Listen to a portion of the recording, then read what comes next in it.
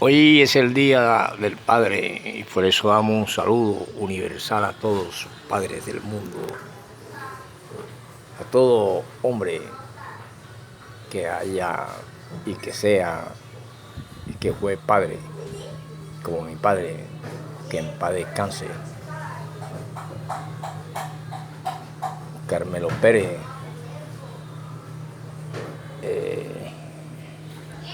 mi primo Donaldo Pérez, todos sus familiares, todos sus yernos, hijos de mis padres, de mis primitos, Dagoberto Jiménez, personaje de una emisora, y a cada uno, y sobre todo al Padre Todopoderoso. Sí, profesor, es bueno que eso, profesor, porque usted es consciente de las cosas. Pero hay unas preguntas, profesor, que nos quedaron latiendo mucho y le vamos a recordar después esas clases maravillosas de los miserables, y que usted mencionó que una iglesia, que una emisora, Minuto de Dios. Pero profesor, ¿por qué no nos aclara eso? Porque usted sabe que nosotros escuchamos al padre eudista o beduino, algo así, llamado Lineros, padre Linero, un gran escritor, un hombre ilustradísimo,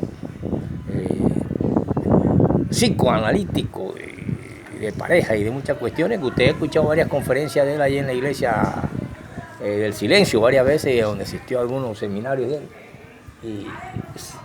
Pero esa emisora, profesor, no. Porque nosotros hemos hecho investigaciones, profesor, y en la dirección que usted nos dio, eso es cerca a la Olímpica, la que usted mencionó de una emisora cristiana. Es cerca de la Olímpica, se llama Príncipe de Paz. Pero no sé, hay sesiones como así sí, es con esa aclaración, y también decirles que yo le enseñé que antes de P y B se escribe M, y que podemos colocar in, raya, no, y otra palabra después, pero si la colocamos, cuando vamos a colocar la palabra junto o antes de P y B, escribimos M como reglas gramaticales. Pero esa cuestión que les quiero decir es de los miserables, para poder entender el fascismo y poder entender el falangismo, que son cuestiones que se estudian en un solo libro llamado Fascismo, Nazismo y Falangismo. Y yo les voy a explicar estas cuestiones. Qué es fascismo, qué es falangismo y qué es estas cuestiones. Pero quiero antes que todo y dar el significado a estas palabras y analizar a los hombres que han sido fascistas y a los que han sido, tienen que ver con partidos políticos y también con ejércitos o bota militar. Y todo gobierno en los países tienen bota militar y tienen policía. La policía creo que nació en Francia, precisamente de por allá viene la cuestión, y de ahí los derechos del hombre y tal, y aquí la cuestión de Nariño, y por eso hay escuela que se llama Escuela Nariño. Pero sí, bueno, profesor, ¿y qué tiene que ver eso del Minuto de Dios? Y bueno, que el uno es un testimonio en el Minuto de Dios de una gran evangelizadora católica. Y dos testimonios donde se menciona al Todopoderoso, que padre de la doctrina cristiana, que según y para poder llegar a una divinización no podía tener hijos. Por lo tanto, el Padre Eterno, el monoteísmo israelita, es el Todopoderoso, el Padre Todopoderoso, y Jesús es el Hijo. Pero estos hijos, igual que el protagonista en la obra de Víctor Hugo, Los Miserables, que tiene un trasfondo político, ¿se acuerdan que allá habían realistas que tienen que ver con la casa de Borbón? Y de ahí viene la palabra Borbones. Y los que están del lado del pueblo,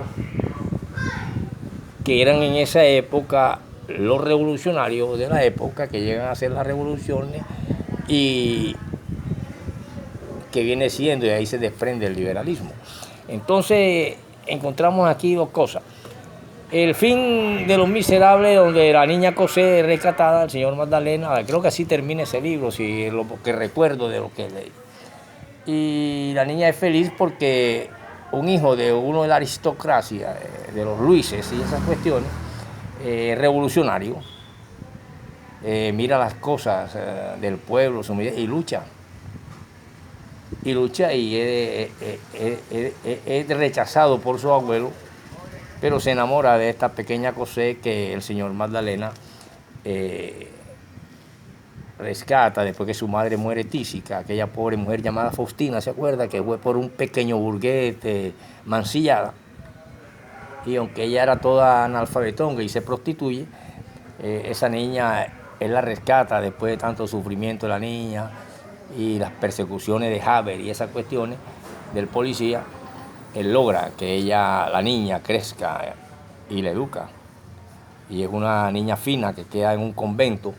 Y ese hijo de ese hombre de la aristocracia, de la digamos hoy en día de la oligarquía, o de la aristocracia de los Luises, de la época de esa Francia, se enamora de ella. Y el señor Magdalena, estos hombres a veces no tienen partidos políticos, como Jesucristo, por ejemplo, Magdalena, son hombres que son buenos por naturaleza, porque la naturaleza va con el racionalismo y va con incluso la incapacidad de... Pero los hombres se educan y él se educó y la niña tiene un final feliz, se casa con el muchacho. Creo que así termina la obra de Víctor Hugo, más o menos, pero aquí lo que me acontece en cuanto a falangismo y fangismo es que tienen que ver con la historia y esos dos se distinguen también porque el libro habla del nazismo y para ya hablar de nazismo, falangismo y fascismo tenemos que ver con Europa, España, Italia y Alemania con Hitler, España con Franco, se llama, y Mussolini con Italia. Entonces, entre estas cuestiones nacen partidos, nacen simbolismo, el Führer, la eslava, una cuestión que poco a poco le daré a medida en esta entrega, a medida que veamos el nazismo. Pero como estamos viendo que eso de fascismo y falangismo, podemos decir que son doctrinas, como el Mussolini. El Mussolini llega a un socialismo italiano y lucha, tiene su propia lucha, es periodista, es escritor. Aquí hay muchos presidentes que han sido periodistas, creo que Manuel Santos fue periodista, muchos han sido periodistas aquí, por eso es que nunca un cerebro realmente. Colombia no había tenido muchos y casi poco, casi nadie, economista, y que venga de un pensamiento donde los préstamos de imperio sean distintos. Por ejemplo, es distinto un préstamo del imperio chino a un préstamo del imperio norteamericano a un país y a las subordinaciones y al titerismo de eso. Sencillamente porque en la economía de Ricardo y del MI trabajan con la usura, el saqueo y la explotación. Mientras que en otros países, según su racionalismo y según su proceso histórico, sus economías y sus préstamos tienen en ellos el capital otra viabilidad, otra moral y otra distinción. Y es un préstamo, es decir, yo le presto a mi primo, primo Donaldo, envíame $1 ahí de préstamo. Él nunca me presta, me lo regala. Sí, ahí te voy a mandar 100,000 pesos, 100,000 pesitos y tú lo cambias y me lo mandas en dólares. O mi prima Carolina o la otra, ese dinero, vale, está en la economía mundial. Y yo lo cambio aquí, me dan mis 100,000 pesos colombianos. Y yo le hablé de préstamo. Él trata de ayudarme. Y ese préstamo tiene una diferencia a yo prestar al 20% a una persona que le tengo que dar 20,000 de rédito cada determinado tiempo. Se conoce en contabilidad, donde una vez aprendí en contabilidad en la Asociación de Contadores del Atlántico, donde está mi nombre, ACECONTA, cuando gradué de contabilista, que hay una una fórmula para el interés igual a capital por rata por tiempo sobre 100, capital igual a interés por rata por ciento, esa tarjeta, todo lo que son las fórmulas. Y así, la salida y entrada de dinero. Entonces esa es la diferencia entre un préstamo chino o ruso a países subordinados de ellos, que se pueden, según los trueques, pagar también con recursos naturales, con los recursos, porque usted le presta a una persona y le presta a una persona que por algún motivo tiene con qué pagarle, pero si no tiene con qué pagarle, ahí hay que ayudarla. Entonces, ¿qué pasa? Que es diferente, y aquí entra la cuestión del usurerismo y el famoso enano que estaba en un árbol, cuando un hombre que solamente ama a los pobres y tiene amor por todos los demás le dice: bájate del árbol y tal, como está en la Biblia. Bueno, pero no vamos a hablar de Biblia, sino de esta cuestión de esa emisora que se llama Príncipe de Paz. Y a través de esa vinieron todas esas cuestiones, invitaciones a los testimonios que le dije, pero nosotros en cualquier testimonio estamos utilizando a un hombre histórico que perteneció a una tribu o viene descendiendo de una tribu y que y de ahí nació una ideología, y que uno esgrima aquello y lo utilice, sea para beneficio propio, como también utiliza una doctrina económico-política o un partido político para enriquecernos o para ayudar al pueblo. Esa es la gran diferencia. Entonces, por eso en Los Miserables vimos que estaban los realistas y estaban los liberales, hasta el día de hoy. Y así podemos entrar a la siguiente cuestión, que para hablar de falangismo tendríamos nosotros que ver ciertas estructuras, ciertas conveniencias históricas y germinaciones de por qué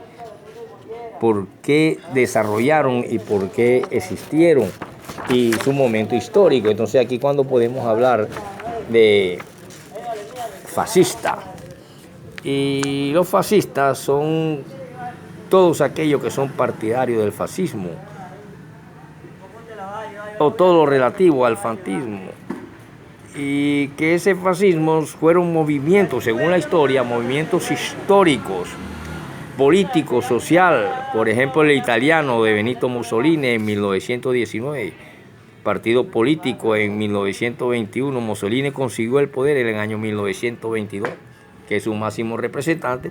En 1924 empezó a hacer régimen de gobierno nacionalista y autoritario. Ojo, esto determina el fascismo: autoritarismo y nacionalismo, que son opuestos al capitalismo y al marxismo. Y realizó mejoras sociales y económicas. Su afán imperialista se tradujo en la conquista de Etiopía, que estaba anexado a Alemania, a Albania, e intervención en la Segunda Guerra Mundial, donde fue derrotada Italia en el año 1943. Entonces cayó Mussolini, que estableció en el norte de la península un gobierno hasta la derrota de Alemania en 1945. Entonces aquí entran dos en juego: el fascismo de Mussolini en Italia, y aquí aparece el Führer, el nazismo social nacionalista de Alemania, que ya conocemos que su presencia en la Segunda Guerra Mundial, la muerte de judíos, etcétera, etcétera. Y de esto vamos a hablar de cada uno de estos hombres, Mussolini y Hitler, para analizar entonces el franquismo y distinguir una cosa, lo que es el falangismo, el fascismo y el nazismo. Continuaremos en la próxima porque me está llamando mi madre para que la vaya a llamar. Y un saludo a todos los padres del mundo.